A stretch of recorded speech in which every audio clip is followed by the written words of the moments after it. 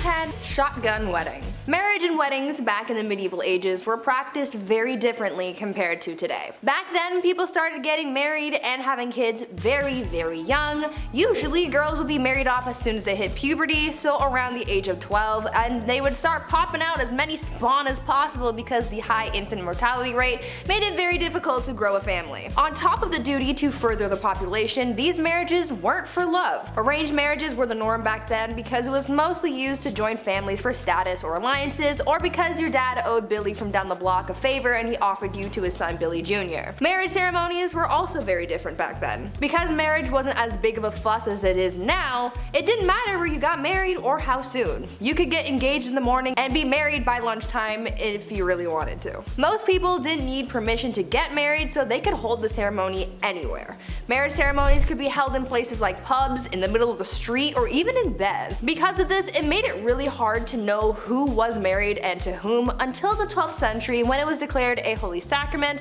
that must be observed by God. Number 9, no objections. So obviously, with a lot of people marrying willy-nilly, a lot of marriages mostly made people miserable. Maybe.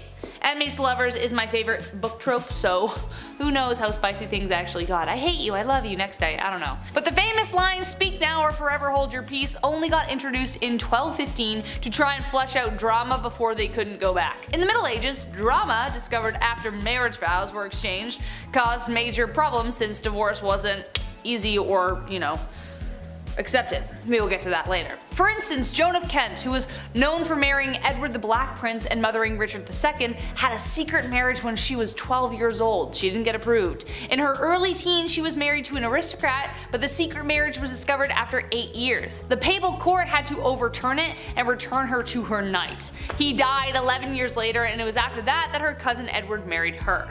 Wouldn't it have been nice to know that little detail before she married the aristocrat guy? Yeah, probably would have saved a lot of heartbreak.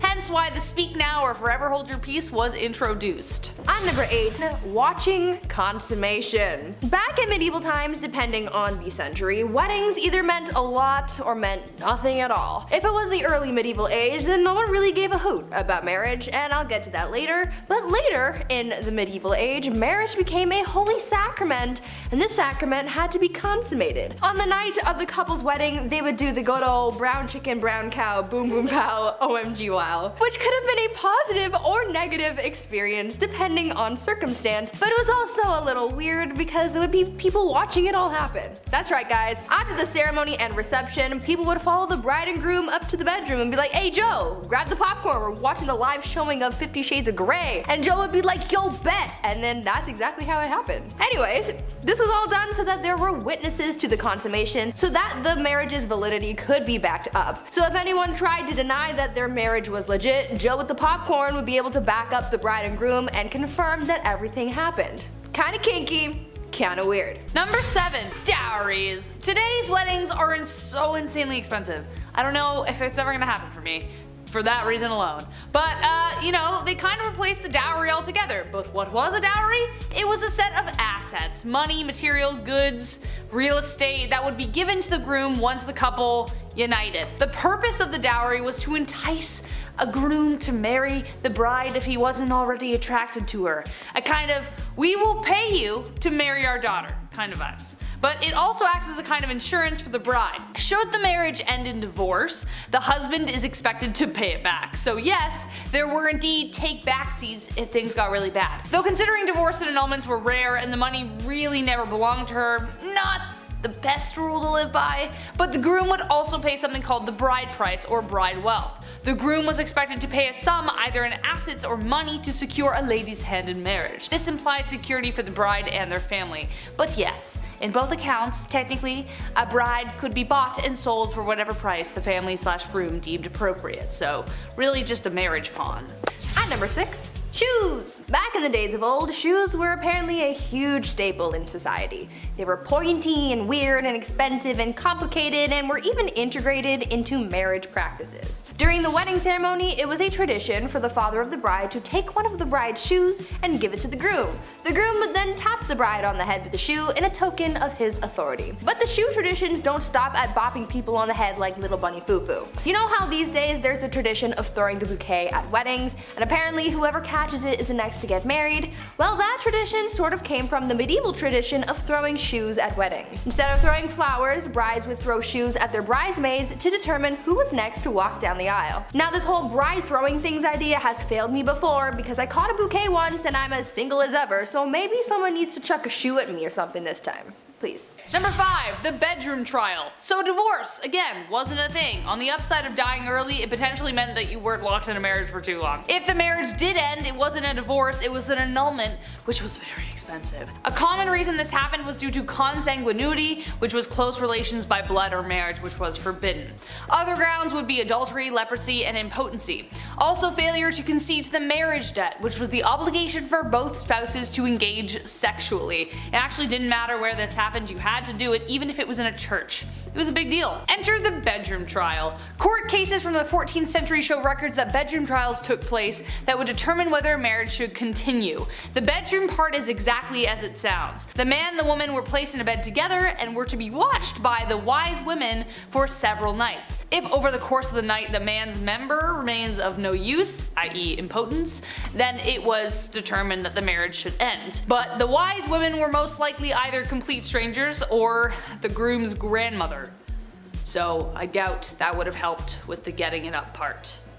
Poor guys. At number 4, marrying the country. If you married an entire country, does that count as polygamy? Are you technically married to everyone in the country, or just the one country as a singular unit? These are the shower thoughts that I wish I could ask medieval queens, but unfortunately they died a long time ago, along with their marriage secrets and probably some recipes for poison too. Back to this whole marrying the country idea though. Back in the medieval age, when someone became queen, they had to get married more than once. For them, it wasn't just about marrying their spouse, they also had to marry their country. This process was called consecration, and it was something that a ruler had to go through in order to be a legitimate queen. The queen would go through a symbolic marriage to the realm, complete with prayers and a blessing and a ring and a crown. It was essentially like a real wedding, except the groom was a nation of people. Sounds like a happy marriage to me. Yeah. Number 3, the veil. As we have determined so far in our list, love wasn't the primary reason for marriage, especially for nobles, so as a result there were quite a significant amount of arranged marriages. Besides the symbolism of humility and purity, it was also used as a way of disguising the bride entirely. The bride would often be wrapped from head to toe to protect her from evil spirits. This tradition goes all the way back to ancient Roman times. That's one explanation, but during arranged marriages it was more literally used to hide the face of the bride from the groom. So if he didn't like what he saw after he literally unwrapped the package, well, too bad, she's yours now.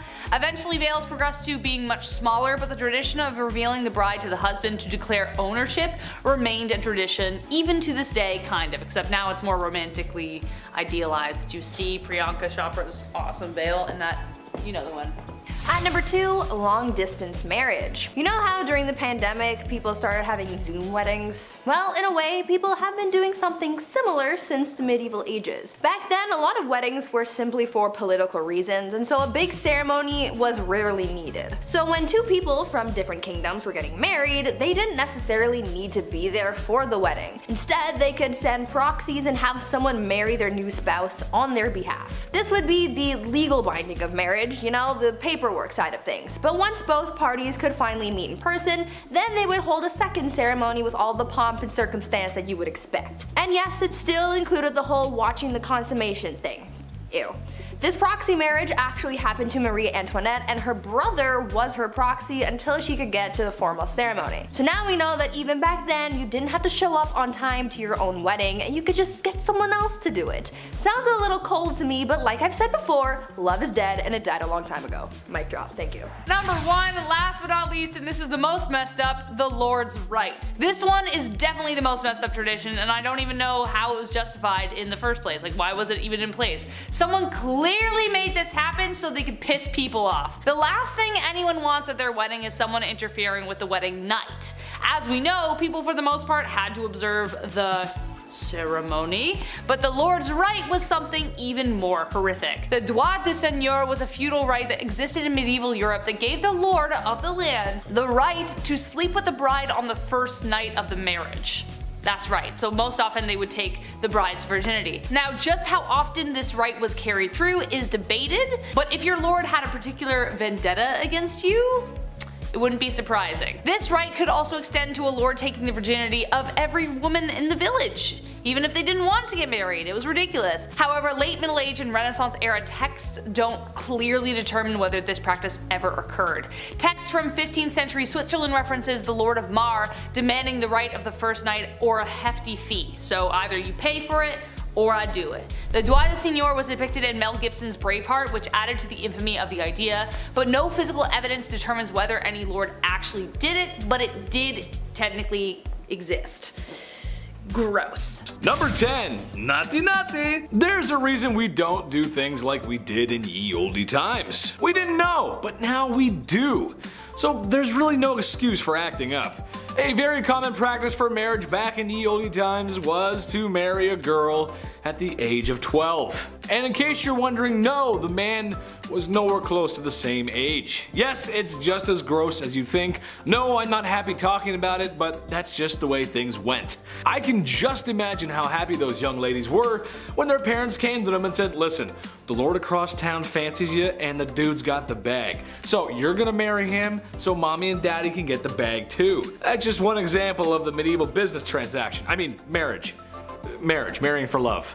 Number 9. Pull up a chair. The people of my generation either struggle to phone the doctor to make an appointment because of crippling anxiety, or they flaunt it on OnlyFans. There's no in between. However, I still think most people would feel uncomfortable finalizing their marriage in front of a party of witnesses.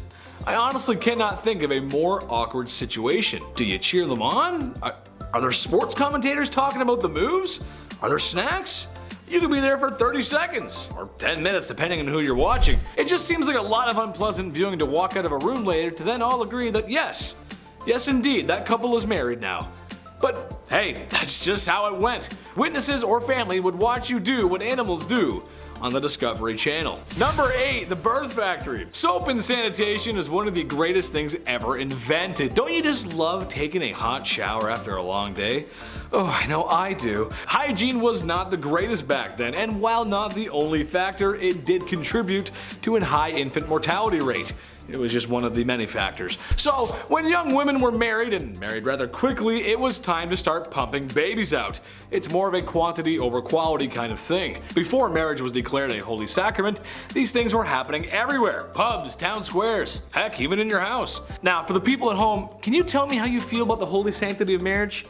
Especially after you've been married for more than 10 years. Does it feel good? I bet it does. Number 7. Wrapped up. One of the weirdest superstitions and traditions that still carries on today is that the bride cannot be seen by the groom before she walks down the aisle at the wedding. Why?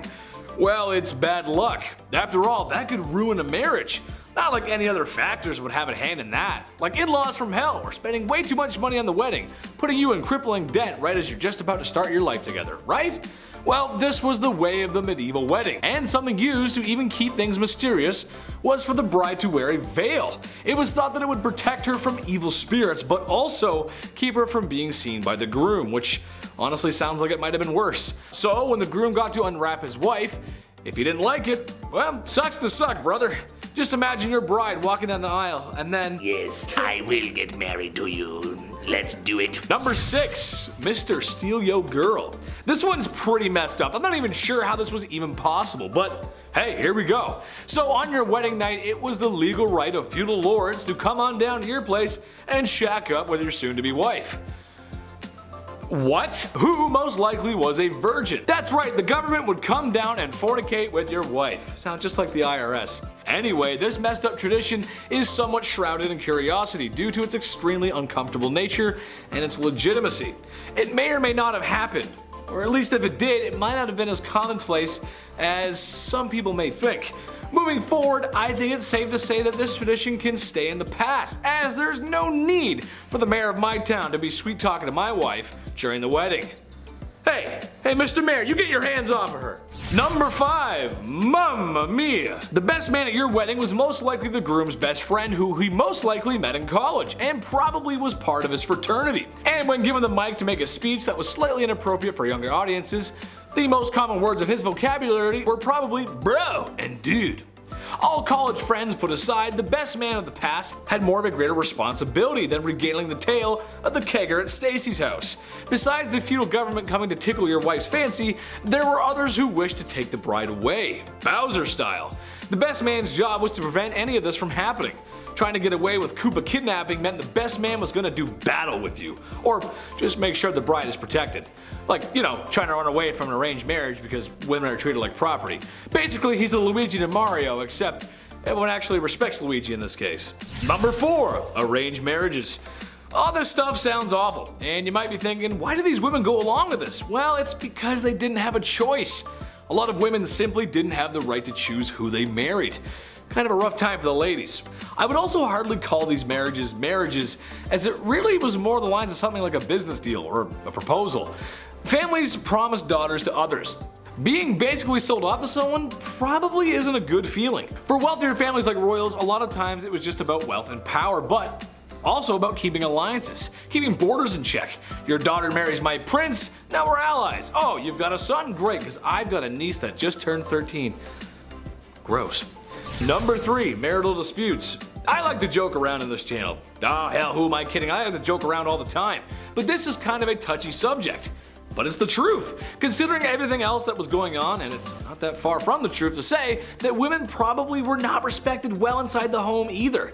This was a time long before equal rights and the resources that women today still need in case of domestic issues. I, as an internet comedian, cannot do the subject justice, as it's something of a more sincere conversation to be had. However, I can talk about it from the medieval times, and some men just needed to be put in the naughty corner bad. Life was a lot harder for the average Joe back then, which means it was a lot tougher for the average Jane. Tough conditions don't excuse men treating women that way, but what I'm saying is, it just wasn't a great time overall, especially for the women. Naughty, stay in the naughty corner, you bad medieval men, bad. Number 2, mail order. This kind of goes without saying, but men basically just got to pick a wife.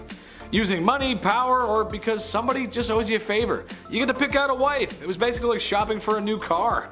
You look around, check your options. Remember, this is the time when women were treated as property. Perhaps the biggest divide between men and women back then is that while men treat marriages like business or political agreements, they are still looking for love, where for a woman, she just doesn't have that option. Sometimes marriages go bad, but can you imagine what it would be like to be in a marriage you didn't even want to be in from the start? Man, that's rough. Number 1, married games. This one is just too weird not to mention. Divorces were not that common back then, till death do you part, and depending on if the church would even allow it, but however, in the ye olde times, in the land of Germany, there was a really messed up process called trial by combat, which basically meant when husbands and wives needed to work something out or separating, they fought for it, Hunger Games style. The man was placed in a hole to level the playing field, and the woman had a sack of rocks that she would use. Not that any married couple today would ever want to hit each other over the head with anything, right? Come on, no, you guys love each other. And when this display of happy matrimony was finished and a winner was declared, the other had their light snuffed out. In a nutshell, the only way to divorce or remarry was if your spouse ceased to exist. So, here's some weapons to deal with it. Go ahead, here you go. Crazy. At number 10, veil. Through this video, you will come to find out that a lot of the wedding traditions that we practice these days have some pretty messed up origins. We'll get through a lot of them throughout this list, but let's start off by talking about the bride's veil. These days, a lot of brides choose to wear a veil on their wedding day. With so many different styles to choose from, this accessory is known to add that extra little pizzazz, little spice to the look. But throughout history, veils were used for different things, some of them being a tad bit messed up. Just a smidge. The rather obvious reason for brides to wear a veil back in the day had to do with religion and staying modest. But this hasn't been the only reason for veils. In ancient Rome, brides wore veils because it was believed to be effective at warding off evil spirits.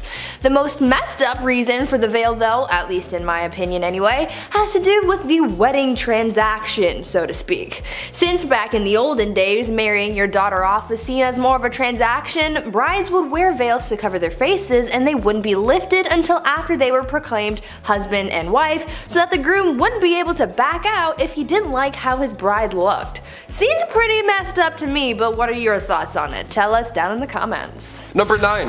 When doves cry.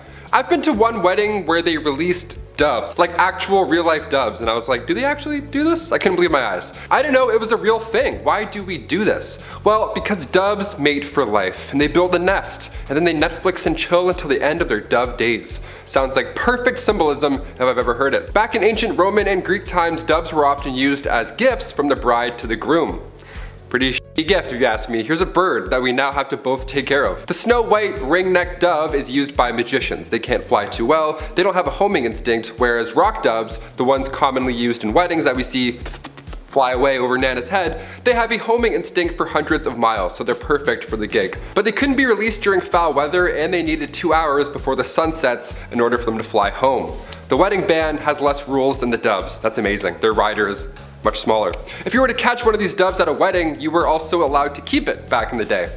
Also, great hands. I don't know who's catching birds or why they want to keep it and put it in their pocket, but you do you. At number 8, best man. These days, the role of the best man normally goes to the guy who's closest to the groom, whether that's a brother or a best friend. But back during the time where women were married off like property, the role of the best man was very different and was all about protecting one's assets. Back then, bride napping was actually very common, so if there was someone else who wanted to marry someone who was already promised to another person, they might try and steal her away for themselves. Yeah, why? I don't know. This is where the best man came in. The best man's job was to protect the bride, and if she was stolen, the best man would be the one to enter whatever battle or duel was necessary to get the bride back. The best man was literally there to be the best fighter. The best man was also there to watch over the bride to make sure that she didn't try and make a run for it herself. They really said, try to derail this wedding and see what happens. Number 7, a June wedding. As we're counting down this list slowly but surely, you've probably begun fantasizing maybe about your own wedding one day.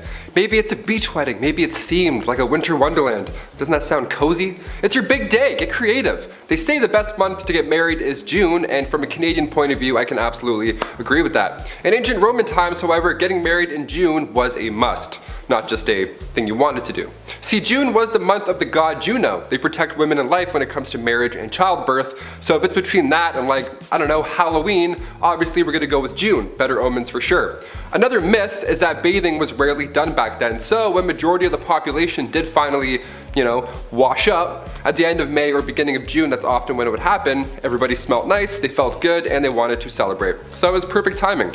Better get me while my pits smell good, you know? That's a myth, but I can also see it checking out. A June wedding in ancient Roman days was also done so that after a spring birth, the mother can quickly hop back into action and help with that summer's harvest. Maternity leave who? Never heard of her. At number 6, hashtag twinning. You know how at weddings the bridesmaids are usually wearing matching outfits? Well, this tradition dates back centuries, though it has changed slightly over the years.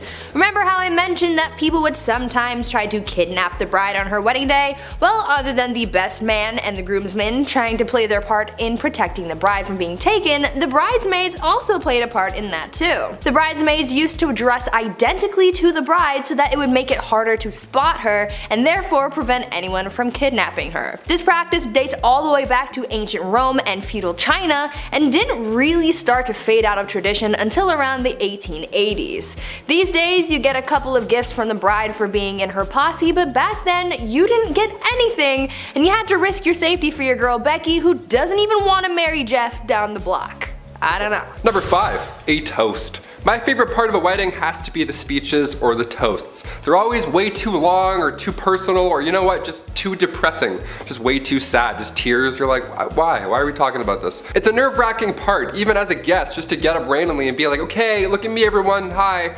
No, I don't want to do that. Back in the 1800s though, only men were allowed to give these toasts.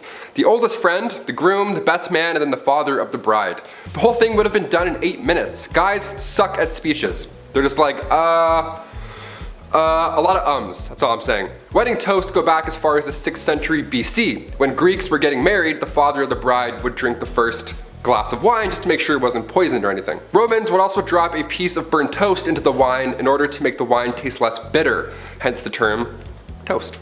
Yeah, now we get it. Yeah, wine was so bad back then, they had to use burnt toast Crystal Light just to get through the day. Yuck. At number 4, transaction. I find it to be just a little bit messed up how before now marriage was mostly about money or status and not about love. For a long time, people didn't get to choose who they got to marry, and there was almost always some kind of monetary transaction involved in the wedding. This whole idea here is a reason for the traditional act of the bride's father walking her down the aisle and giving her away, so to speak. In the past, fathers of the bride and groom would come together to establish an agreement, like X amount of money for someone's daughter or whatever. Once that was set up, the wedding became a big deal to see if the transaction would actually go through, and many precautions were put in place to make sure that no one backed out. One of those precautions was the act of the father walking his daughter down the aisle. This was done so that they stayed close to one another in the off chance that the groom or his family decided to back out.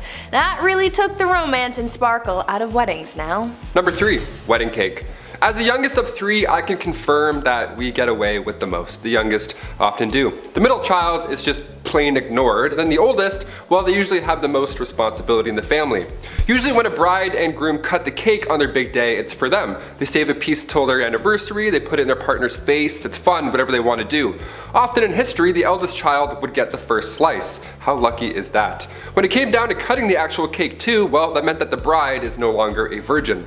It's an awkward few bites. Wedding cakes today are delicious and they're pretty much an art form. TV shows are devoted to them, like Cake Boss and other cake shows that I can't think of. If you're lucky, you might find a few cake charms on the inside as well back in the day. Real, non-edible cake charms. You wanted to find these in your cake, they brought good omens to the table. To find a rocking chair meant that you're going to live a long life. An anchor means you're bound for adventure, sailors ahoy. And a purse meant that you would have good fortune. Let's just hope you didn't find the charms with your teeth, or else you would be using said new fortune fixing your chiclets. Very metal, very real. Not good. At number 2, plague flowers. In a lot of weddings, the flowers are very important. There's the flowers for the centerpieces, the bouquets for the bride and bridesmaids, there's flowers everywhere. Get your Benadryl. But why is that? Well, the idea of carrying a bouquet at a wedding dates back to ancient Greece, where it was believed that carrying a bouquet was thought to ward off evil spirits, but a little later on down the line, the presence of bouquets at weddings got a little bit darker and a little more precautionary. During the Middle Ages into the Renaissance, when the Black Death was running rampant throughout Europe, people were trying anything and everything to try and ward off the plague. Back then, people believed that smells carried contagion, so people would fill their pockets with fragrant things to keep the plague at bay. This was later integrated into wedding practices, and brides started carrying around a bouquet of stinky stuff like garlic and dill to protect them from catching anything. Over the years, these stinky stuff was replaced with nice smelling flowers, but really, no one cares what's in the bouquet anymore, because all people want to do is participate in the wedding Hunger Games and fight to the death to catch the bouquet at the end of the night. Why? Why are we hurting each other for this? Why? And finally, number 1, wedding rings. One ring to rule them all. Perhaps the most important piece of the wedding puzzle, rings. Whenever somebody is about to pop the question, everybody around them always needs to see the ring. Congrats, let me see the ring. Oh my god, is it this? Is it this? Egyptian pharaohs first used rings to represent this eternal life. The circle has no beginning or ending. They created this concept that we adore to this day. The center of the ring was also believed to be the gateway to the unknown. Your finger just disappears, you're like, what the f? These Egyptian Ouroboros rings were the first, a snake eating its own tail, #love. When Greeks came in the picture, they took this tradition, started using copper and iron rings in ceremonies, and the iron rings had a key symbol on them, meaning that the wife now has control of the house. If you like it, then you should have put a key on it. Come medieval times, the ring gets another upgrade. Now we have these precious gems to be added to them, a little bit more glam. Rubies symbolized passion, sapphires symbolized the heavens, and diamonds to show strength, because they were rock hard, and obviously you know the rest. Come the 12th century, the Christian church declared marriage as a holy sacrament, so rings were solely used now for that ceremony. That's when the engagement ring came into place. There needed to be another trade or promise that was just as strong as a wedding band. So now there's rings for pretty much everything. Starting off in our number 10 spot, we have wards of the king. This messed up marriage tradition comes from the Dark Ages, the medieval times, and during these times, since people were seen less as people and more as what they can can provide, orphans who were wealthy female heiresses, as well as wealthy widows, all became wards of the king. That is dark in itself, but since marriage is all about money, the king used these people to his advantage. These women could be married off to the men of the court who wanted to increase their wealth and land, or a lord who would also be able to sell her marriage to the highest bidder in order to make up for the loss of income she would have provided. If one of these women went and married someone on her own accord, she would then lose the money that was rightfully hers. How absolutely backwards is that? In our number 9 spot today we have the bridal veil. There are a lot of historical wedding traditions that have to do with warding off evil spirits. People were really concerned about that back in the day. This is one of the major factors behind why the bridal veil was created. Back in Roman times, the veil was actually a red sheet called a flammeum, which was meant to look like fire so as to scare off any evil spirits that were lurking around. In Greece, the veil was often yellow for the same reason. Over time, the color changed, but the intent remained the same. It was worn as a sort of protection. In the end, another reason for the use of the veil was to assist in arranged marriages. What I mean by this is that back in the day, when marriage was simply more of a business exchange than anything, sometimes veils were used to hide the identity or appearance of the bride from the groom. Definitely not the most kind tradition there's ever been. In our number 8 spot today we have the bridal bouquet. The bridal bouquet is definitely a classic staple in Western society now, but it wasn't always just a nice aesthetic touch. The idea of the bridal bouquet has a much different history. It is said that ancient Greek brides would often wear wreaths of mint and marigold meant to serve as an aphrodisiac for the newlyweds, but I want to take us over to the Middle Ages. During this time, things and people were filthy. The concept of hygiene didn't really exist in the way that it does now, and this meant that people were usually pretty smelly. This is why it became tradition for brides walking down the aisle to carry a bouquet that was full of herbs like dill and garlic. The bouquet served as a sort of deodorant for the bride, and it also worked to ward off evil spirits. Sort of like an awesome 2-for-1 deal right there in one bouquet. Dill was also like a triple whammy because apparently it too is considered an aphrodisiac, so having some on hand post-nuptials pre-consummation was just the icing on the cake for the pair. In our number 7 spot today we have wedding rings. Both wedding and engagement rings are common in our society today, but this practice has been around for quite some time, although it used to mean a very different thing. The tradition of wedding ring exchange can be traced back to ancient Rome, but it wasn't an exchange that happened between partners at the wedding ceremony, and was instead something that was given by Roman men to the father of the bride as a symbol of his purchase. This practice later evolved into the bride being given a gold ring that she would wear, which was meant to symbolize the fact that the groom had placed his trust in her. He was trusting her with his property. As for the reason we wear rings on our 4th finger, well, rings have been worn on many fingers throughout history, but the reason why this finger was chosen was because it was believed that the 4th finger held a vein that led to the heart, which in Latin was called the vena amoris, or the vein of love. In our number 6 spot today we have the bridal auction. Ancient Mesopotamia had a slew of rules and customs regarding marriage. There's one thing that the Roman historian Herodotus recorded quite well. While many of his stories are largely unreliable, this is one ancient wedding custom that has thankfully been lost to time. The bridal auction was exactly what it sounds like. It was an annual market where young, available women were auctioned off to be married. Those who were considered more beautiful were auctioned off first, and those who were deemed less desirable were auctioned after, along with a quote monetary compensation which was said to make up for their appearance. Harsh. Some of the most wealthy men in the area would come to the auction to find the most attractive girl possible, but even some of the men without a bunch of money came to bid a bit later in the game. In our number 5 spot today we have wedding baths. This is one of the most serious of all of the wedding traditions that were seen in ancient Greece, and it was a key part of the pre-wedding rituals for brides-to-be. This ritual bath involved water being carried in a special ceremonial vase called the lutrophore to the bride's chamber for this bathing practice.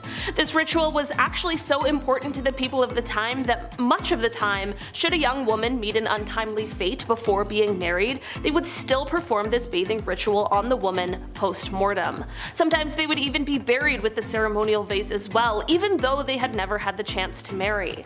This ceremony was intended to purify the bride and also to enhance her ability to have children. It was seen as the most important milestone in a girl's journey from adolescence into adulthood.